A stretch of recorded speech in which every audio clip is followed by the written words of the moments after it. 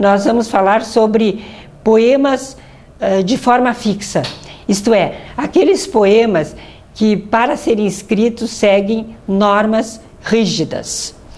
Eles têm um número de versos, um número de estrofes, um número de uma rima determinada, e a gente, para termos um soneto, por exemplo, que é um poema de forma fixa, dos mais comuns, a gente tem que escrevê-lo em 2 quartetos, 2 tercetos, em versos decassílabos, de preferência em rima rica, e assim por diante. O soneto é um dos textos, um dos poemas que eu acho, na minha opinião, mais difíceis de escrever, porque é muita regrinha. Eu selecionei para vocês os que andam pela internet. Eu fiz uma seleção assim do que anda pela internet e trouxe para vocês alguns deles. Um é muito antigo e ele é muito usado pelas mães. É o acalanto, já que estamos na época das mães, do Dia das Mães, eu trouxe o acalanto. E a Arlinda vai ler para nós o acalanto, um acalanto de Milor Fernandes. Acalanto de Milor Fernandes. Deita, filho, e constrói teu sono. O medo já vem. Fecha os olhos dos ouvidos, faz escuro aos ruídos, amortece o brilho desse som.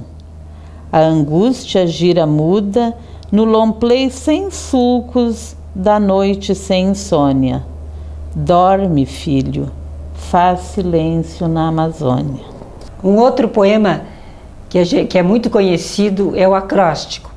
O acróstico consiste em escrever uma poesia em que as letras iniciais do poema formam um nome de uma pessoa, o nome do assunto ou uma frase.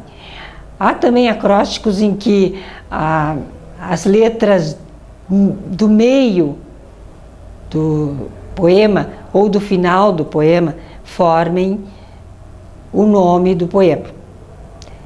Felicidade é o nome do poema. Felicidade. Festejar a alegria, espalhar simpatia, labutar e vencer, implorar para valer, calar e só ouvir, ilustrar o porvir, dançar só ao luar, amar, jamais odiar, defender os singelos, eliminar flagelos.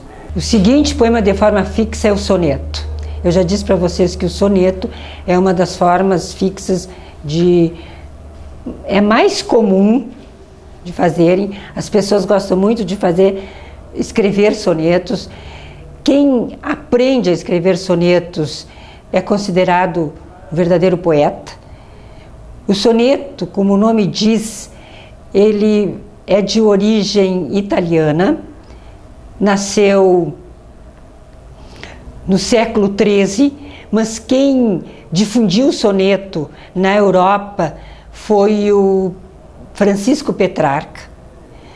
Quando o soneto chegou à Inglaterra, William Shakespeare mudou a forma do soneto. O soneto italiano, como ele é chamado, esse que Petrarca difundiu, ele é composto, como vocês viram no início, de 4 estrofes, 2 quartetos e 2 tercetos. As rimas, em geral, para o soneto ser considerado bom, tem que ter só 3 rimas. Em geral, os versos são decassílabos. Há também poetas como Olavo Bilac, que escreveu sonetos em versos alexandrinos. São famosos os sonetos de Olavo Bilac. E nós temos sonetistas na literatura brasileira, inúmeros sonetistas, como Vinícius de Moraes, cujos sonetos são ditos e proclamados por todo o estudante de literatura. Vaza a poesia. Na noite melancólica e silente, vaza a alma do poeta desalentos. Palavras desbotadas, sua mente, inerte pela dor, atira aos ventos. Mesmo assim, caem versos lentamente, brilhantes, esculpidos, opulentos. Atingem por completo o querido ente, por quem extravasa a ele sentimentos.